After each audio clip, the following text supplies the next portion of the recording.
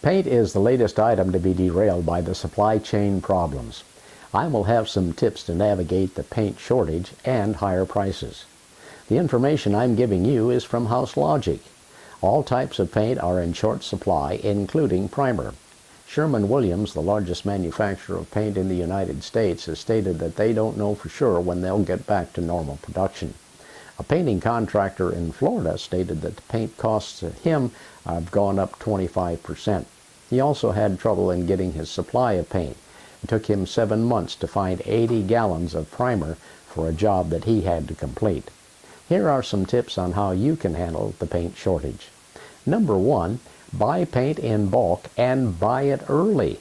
Yes, you need to order it at least 2 to 4 weeks ahead of time. Make sure that you order enough paint so that you don't run out midway into your project.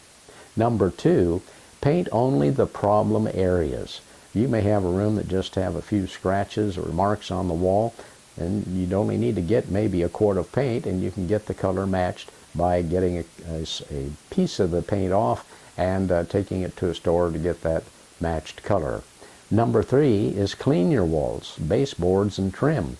Today's paint, you can wash the walls, you can scrub them down, and that will certainly make that room look refreshed. Number 4 is paint an accent room.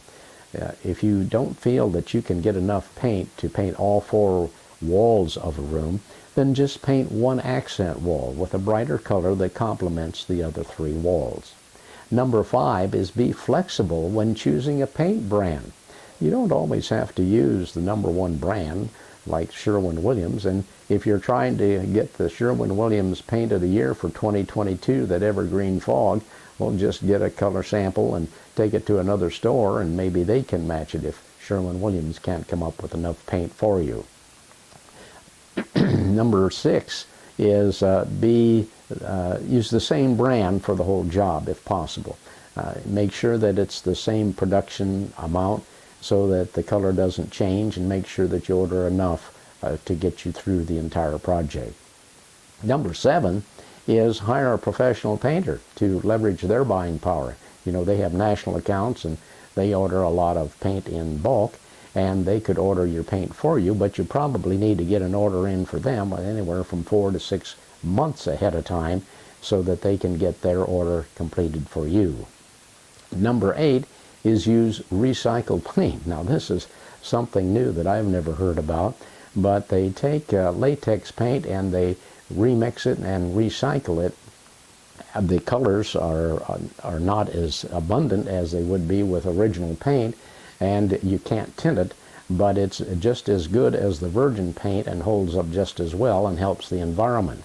Recolor is the brand of paint that would be recycled paint, and you can find stores around for that.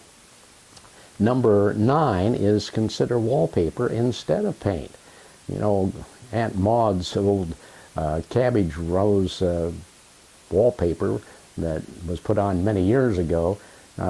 Wallpaper's changed these days. There are different colors, there's different patterns that match today's interior designs, and they're easy to put on and they're easy to take off, and that would get you through the time that we have this paint shortage. Number 10 is power wash your home's exterior before you paint, and that would certainly freshen up the outside, and it'll give you some time to paint that home.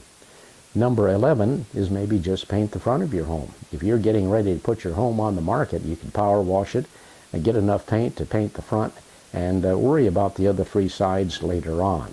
And the final one, number 12, is pretty important, is to put a clear top coat over your exterior paint. What that will do is that will extend the life of that exterior paint. If this information has been of benefit to you, please click the like button below. And we'll see you next week. And if you have questions regarding real estate, give me a call. Errol Wirtz at Landmark Realty, 785-623-1634.